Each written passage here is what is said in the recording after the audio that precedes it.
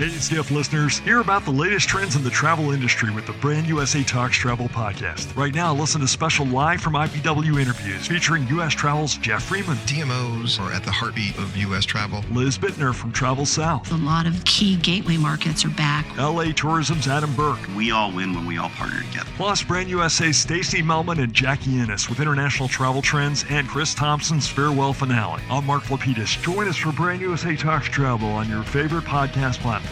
Brand USA Talks Travel.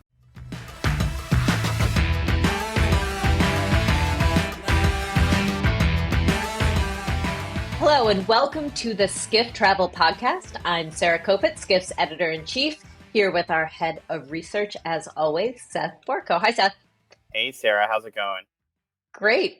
So by now you've likely heard about the new wildly effective weight loss medications on the market. Going by the brand names Ozempic, Wegovy, and Zepbound, these drugs are part of a class of new medications that were originally formulated to treat diabetes.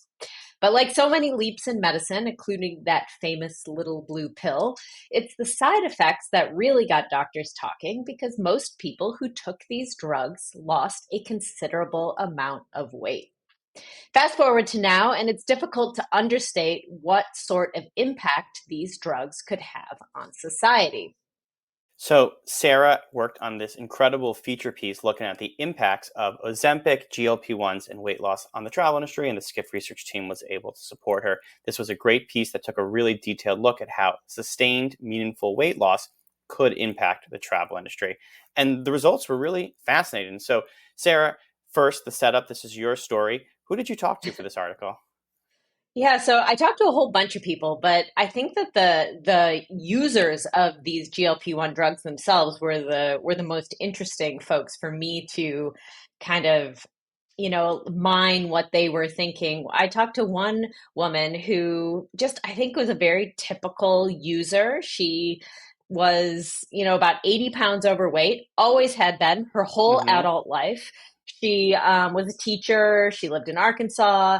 And, she was telling me about how, about a decade ago, she went to Spain with her students, high school students, and they all went on a camel ride. Yeah. And she just was, for any of you who have actually been on a camel, they're very, very tall, taller than you think they might be for those of us who, do not grow up around them.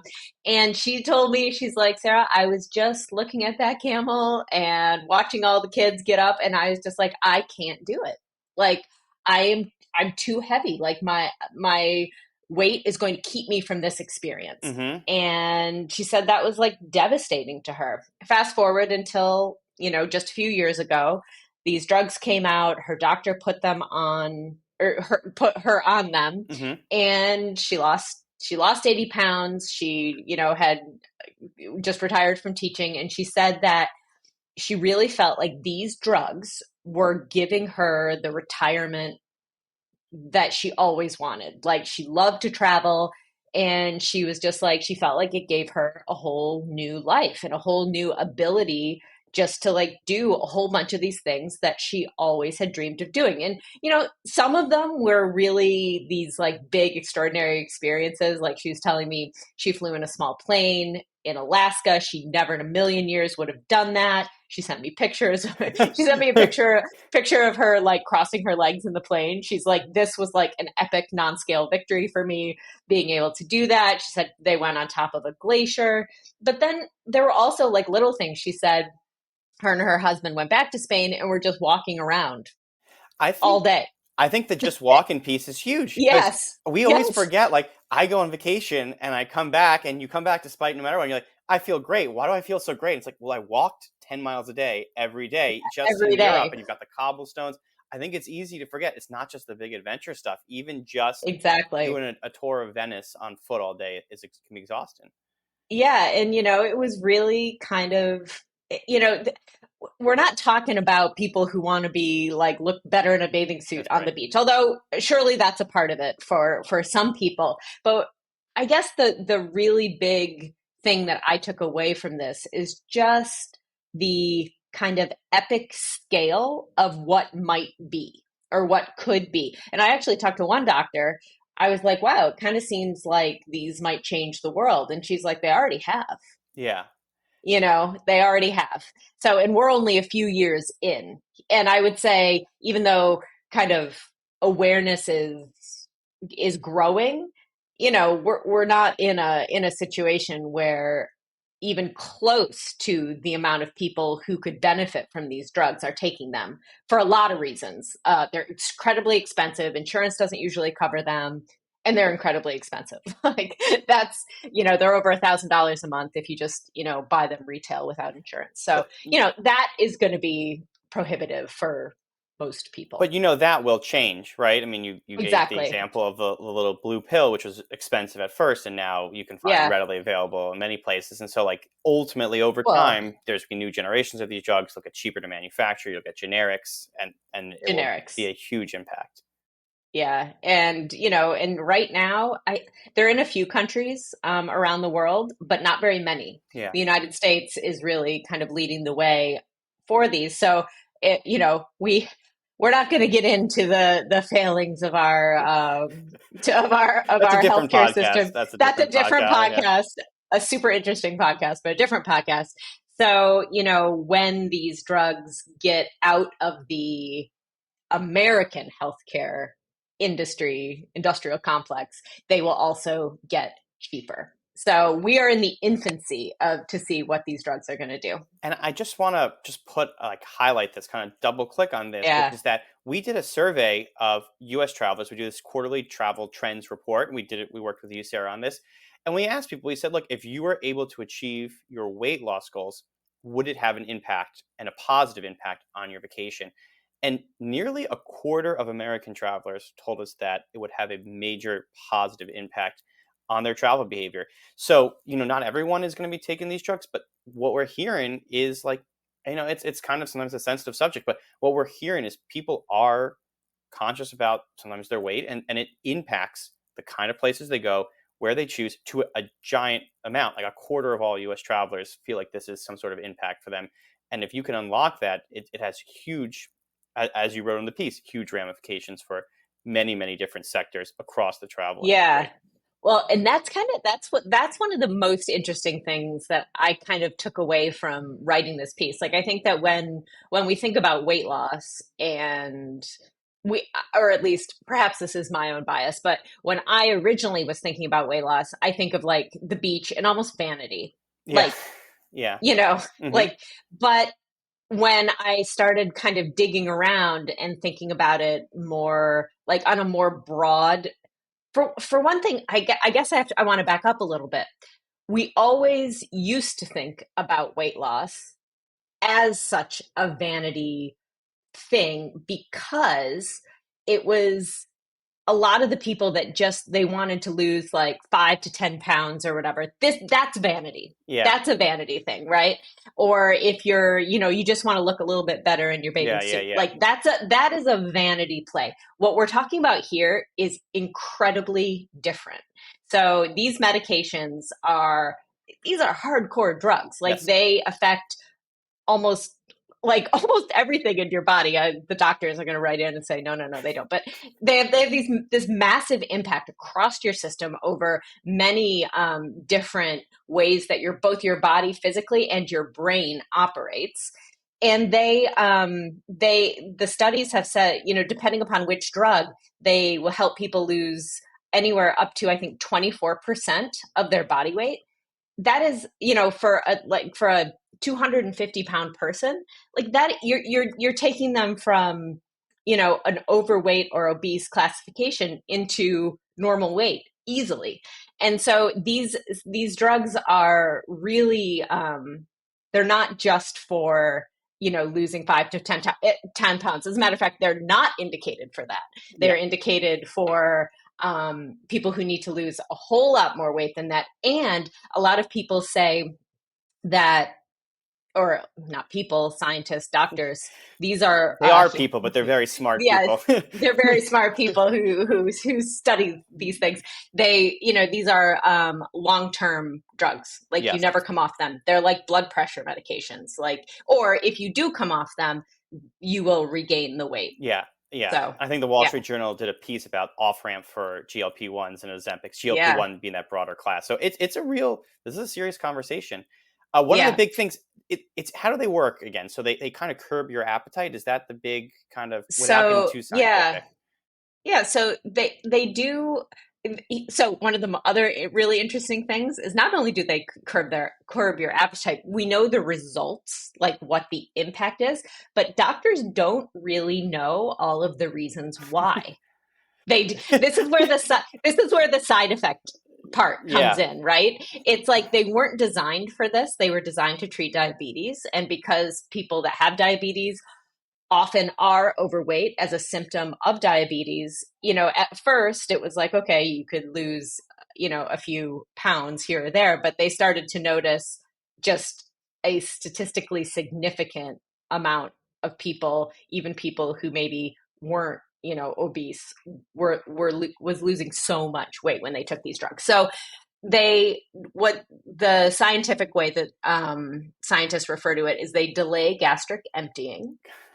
So that means that you feel fuller longer because it like physically takes longer for food to go through your GI tract. So it stays in your stomach longer, but it also impacts your brain.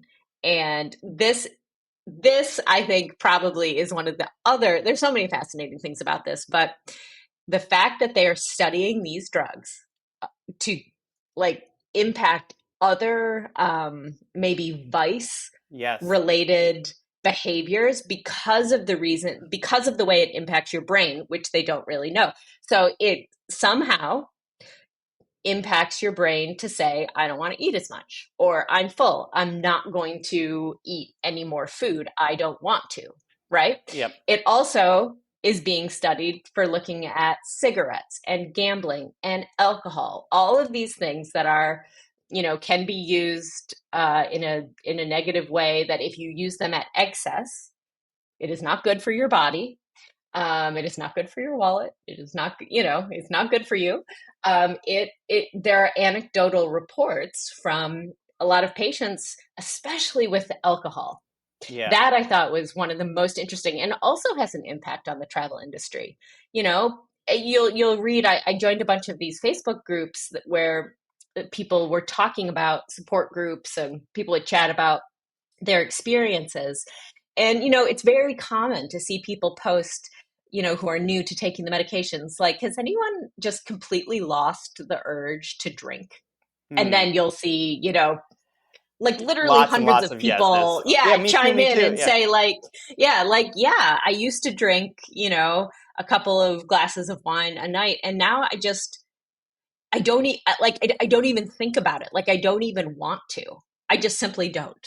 So you were saying, I liked how you said they're not necessarily good for people, some of these vices or Yeah, habits, but so yeah, many of them are good for the travel industry, right? Like food and beverage, exactly. alcohol, Yep, cigarettes to an extent, certainly gambling. yep. I thought one of the fascinating things was tying this back to the travel industry was, okay, this is a whole scale change in in American population, really, that affects millions of people. Right? How many people are on GLP-1s today?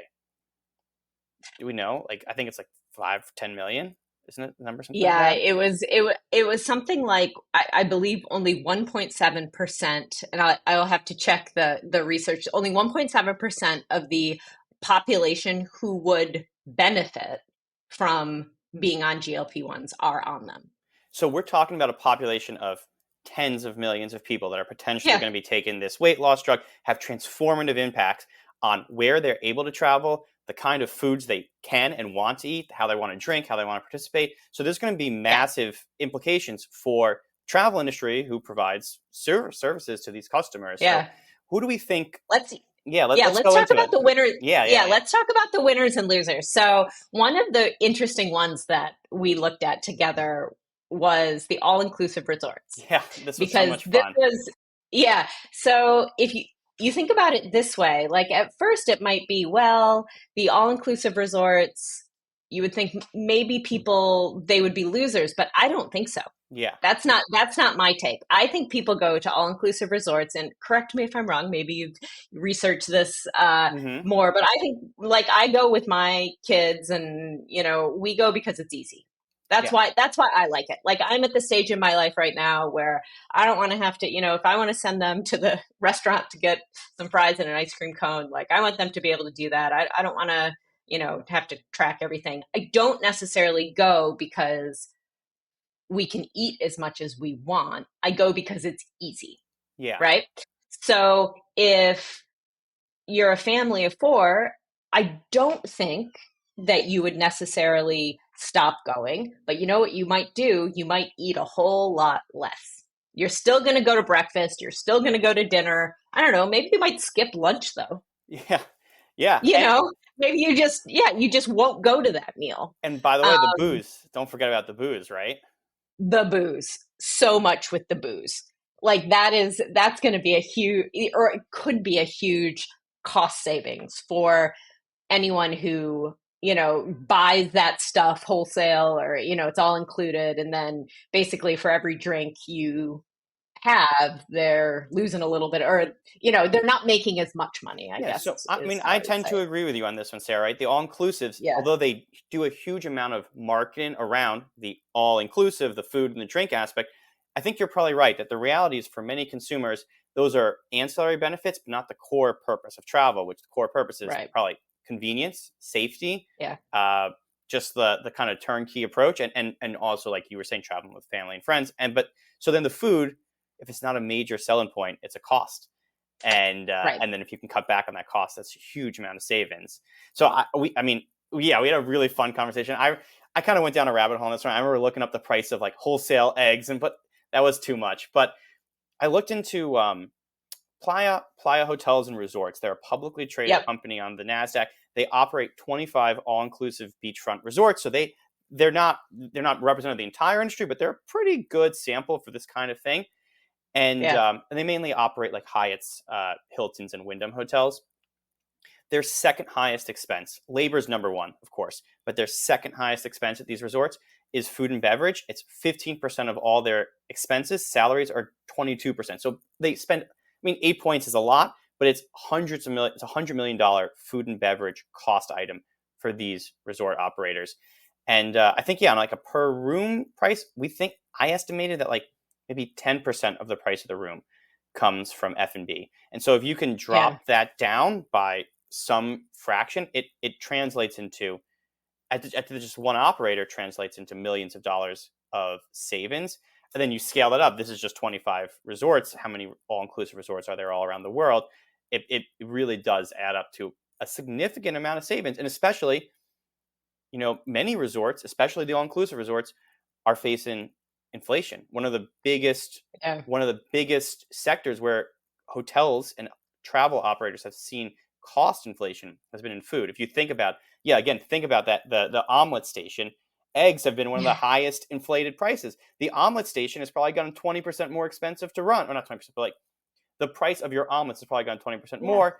Your labor has gotten more expensive. If you can have fewer people staff in your omelet station and serve fewer omelets, but still the same amount of customers, it's substantial. It adds up. For sure. I love the omelet station personally. Me too. It's my favorite. I get vegetables with the cheese. It's my go-to. Anyway, so I was actually at Hershey Park this weekend. Okay. For Memorial Day weekend, and here I was at an amusement park with that's based entirely around food and consumption, right? So in Hershey, Pennsylvania. Yeah. And I couldn't help but think about. I truly was sitting there waiting for the kids to come down on the water slide. I was looking around and I was like, this park could be possibly one of the losers, because I was thinking about all of the ways that park makes money. Yes, there were the tickets, but obviously, like, it's just food after like stand after stand after stand after stand, like, just with not only food, but like bad for you food. It's an amusement park. It's, probably very delicious. But so if you're not buying that, $10 ice cream cone, or even like one less, like, it's amusement. Anybody who really relies on concessions like strongly, I mean, even movie theaters and, they might really have some suffering there or have to figure out a way to, add another revenue stream in there that isn't concessions. If they've completely built their business model around that, they could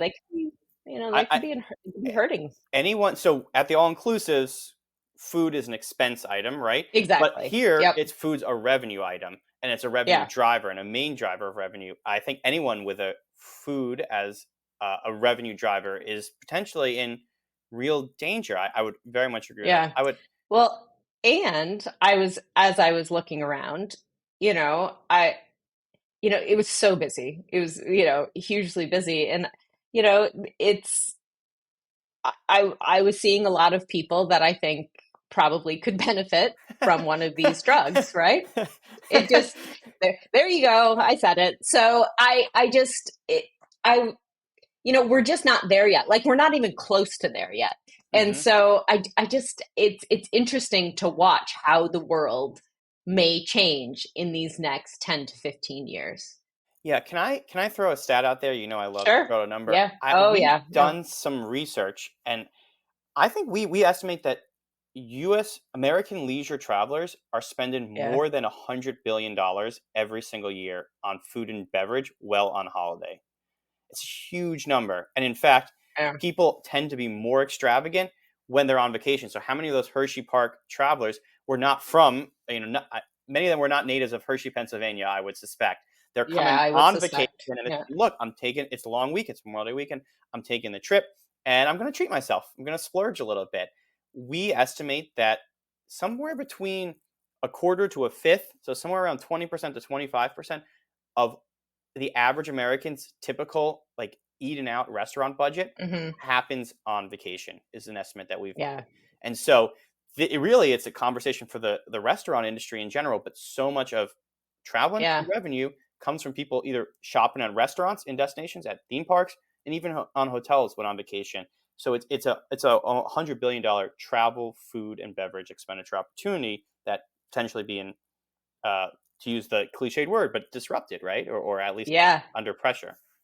And one of the women that I talked to for the article, she told me that she was like, she's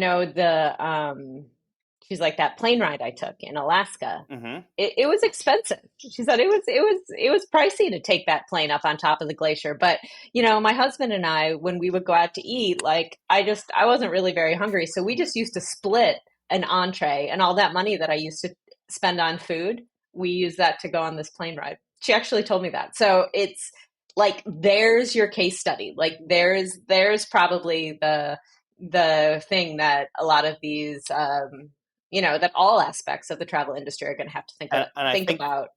I think that's another winner. I think we talked on the story about adventure travel or more exotic, not exotic, but more active vacations is another growing category. So you literally have a case study of restaurants losing market share effectively to more experiential travel activities. So as a winner, so that's a fascinating example. All right, so why don't we take a break here? Seth and I will be back on the other side and talk more about Ozempic, GLP-1s, and weight loss. See you there.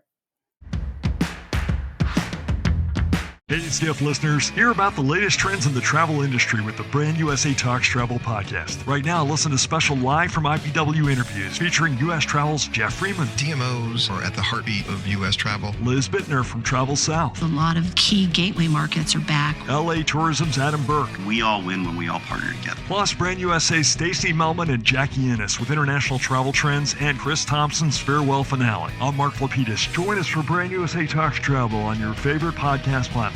Brand USA Talks Travel.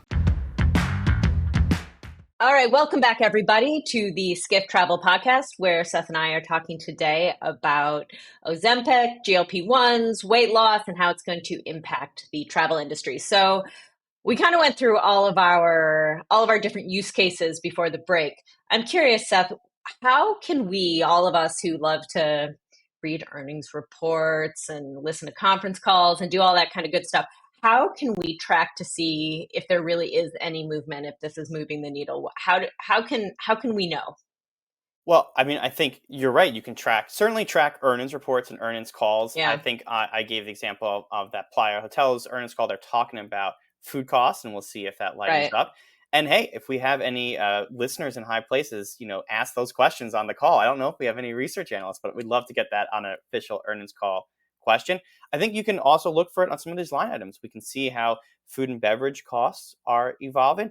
And of course, we have surveys and trackers which we Yeah. run here at Skiff Research. So we're going to keep asking about these sort of trends. And I mean, I would even just encourage people do a little bit of what I would call a channel check. You can ask your friends and family. I think we are increasingly, as things picks up, like you're going to probably know people who are on GLP-1s, and you can ask them if their travel habits have changed and see if we're on trend. Yeah, I don't right. know. Yeah, and if any listeners out there, fall into this population, and want to tell us your story, please do write in. We're going to talk about user questions and comments at the end of this. So we talked a little bit about things other than food. Yes. I also was reading some really interesting studies that are separate from the vice category where these drugs are beneficial, but in other health related, they have other health related benefits. So, and the thing that I think is really interesting about that is that it brings in Medicare and Medicaid. So it'd be a simple topic. I think we can cover everything you need to know about Medicare in the next 5 minutes, right? Yeah. So basically, Wegovy, which is the weight loss branded version of Ozempic, was studied for heart disease, and it reduced heart disease by a statistically significant amount. There's also been studies on kidney function, so much so I was just reading this just either yesterday or the day before. They actually stopped the study early because it was so effective. They didn't want to prevent people who could benefit from the drugs from having them, because it was so beneficial. So basically what this means, because for those of you who don't know, there is a ban on government funded reimbursement or payment for weight loss or like vanity related medication. So, you can't get the government to pay for your elective plastic surgery, for example. And so that was always kind of the way that weight loss drugs were thought of. It's because they didn't work very well, so the people who are taking them, maybe this is where that, losing 5 to 10 pounds, you couldn't get the government to pay for them. But it's going to be much harder to make that argument when these medications not only help people with weight loss, but they help cardiovascular function, they help kidney function. And so all of these new, they're being studied for Alzheimer's and dementia. And so if you think about like just all of these things put together, you can, like, if you take it to the nth degree, like, might these be medications where it's just healthier for humans to take more. them, right? To be on them. So, so if you can get if they get approved on the US government, funded medication schemes, it also makes it harder for insurance companies, private insurance companies, to say no.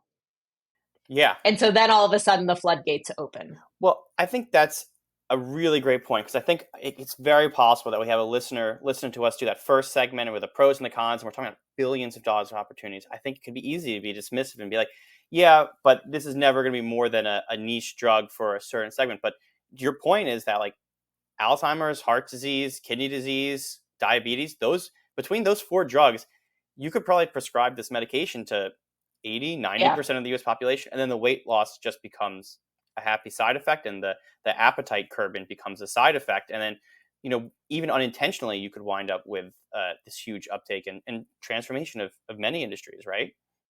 Yeah. It's a fascinating time. I think it's exciting. And it ties into a lot of other stuff. I think there is, I don't know if we have time to discuss it all, but I think there's more beyond this too, including things like medical tourism. We just talk about where to get drugs cheaper overseas and procedures and there's a lot of interesting implications for what comes next. Yeah. One of the things that is holding, I know because I asked one the last time I was in Mexico, one of the things that is holding these drugs back from that is they are injections. So they're weekly injections, most of them.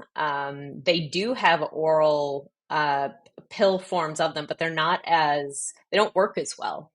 So not only are they injections, but they have to be refrigerated. So we went through this with COVID a lot too, where one of the hard things about, getting these medications to a mass amount of human beings is that you can't stock them on a shelf. They have to be, kept in a special way.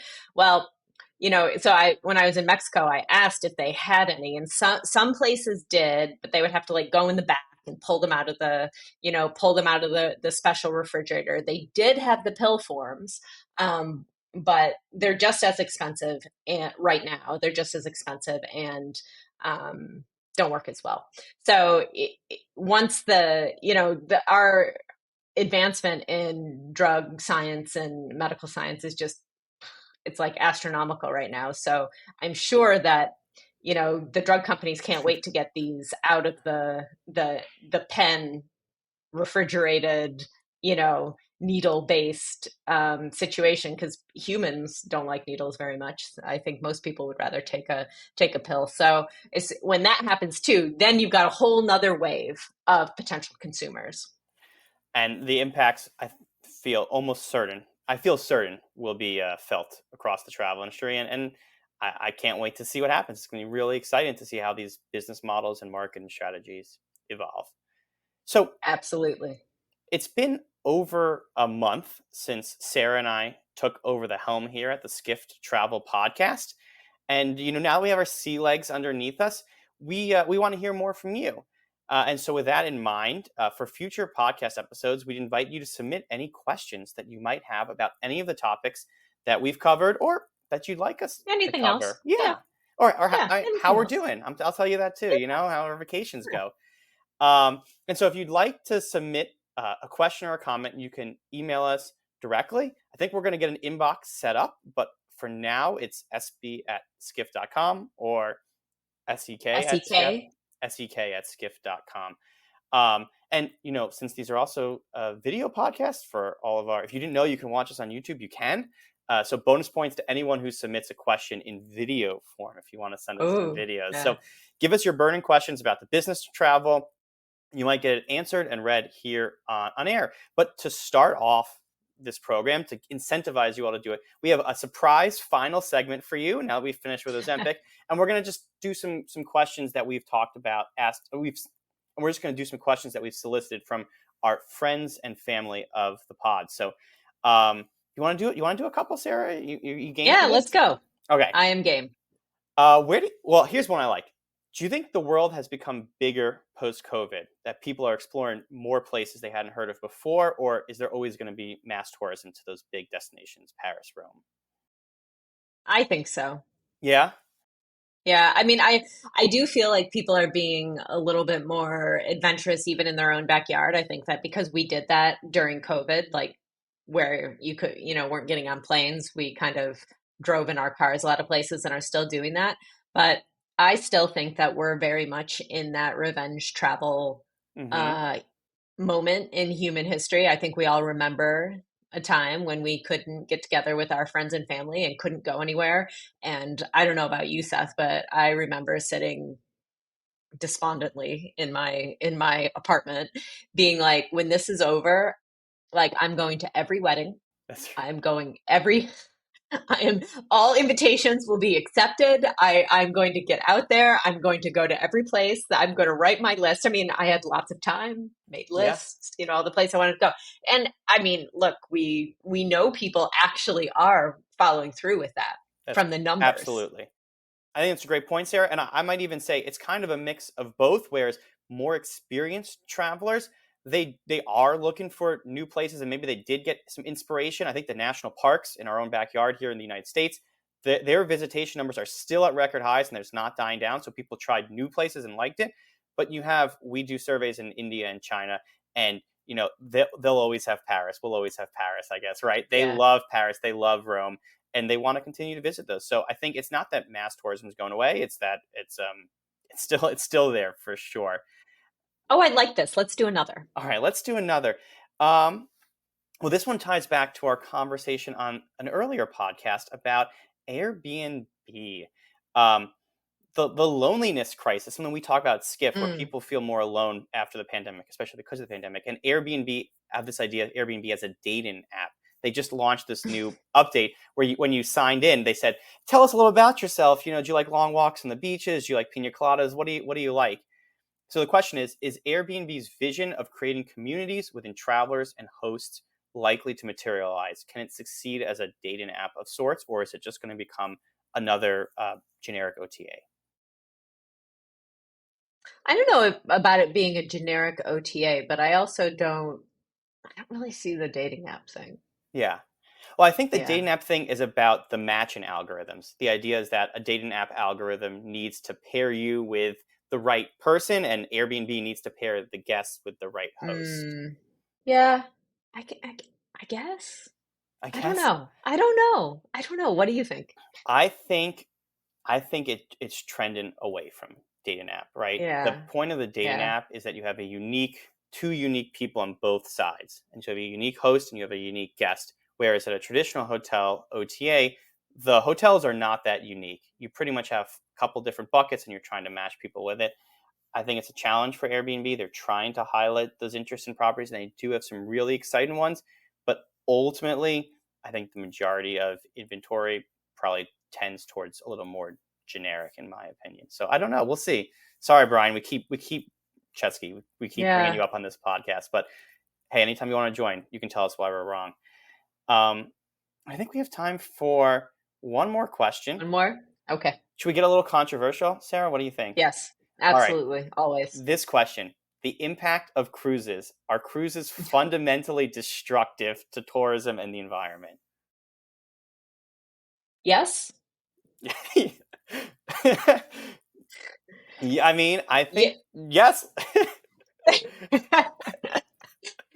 I mean, I was mostly thinking the environment when that popped into my mind. I mean, destructive to tourism, I don't know, but I don't think that there's much of a question that the big, huge boats, are not great for the waters. And, when you bring so many people to, places that maybe truly can't sustain them and support them, you've got a bit of an issue there. So, I mean, look, I'll be the first to admit I've never been on a cruise. I'm not a cruise fan, but yeah, I would say they're a bit destructive. Let's be. I said I was looking for a controversial. Maybe we'll be a little more even-handed. Let's not paint the cruise industry with one giant brush, because there are river cruises, small cruises, adventure cruises, some really interesting operators doing some really cool things in more sustainable ways and getting access to destinations you couldn't otherwise. But I do tend to agree with you that those really, really big, massive, largest cruise ship in the world sort of stuff.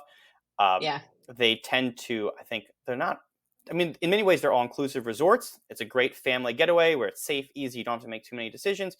But I think they've become emblematic of some of the excesses of over-tourism for a reason. Yeah.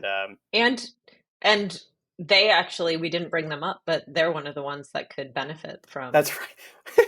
That's right. Great. It's a great full circle. But the good news is their food costs could go down dramatically on the cruise lines, and we could see them benefit. And so I love that full circle moment, Sarah. I think that's where we close today. I think we're done. That's where we close today too. We think we're done. Thank you all so much for joining and for listening in. I hope you enjoyed it, and let us know if you have any questions, and we're always open to your feedback. Thank you so much. See you next week.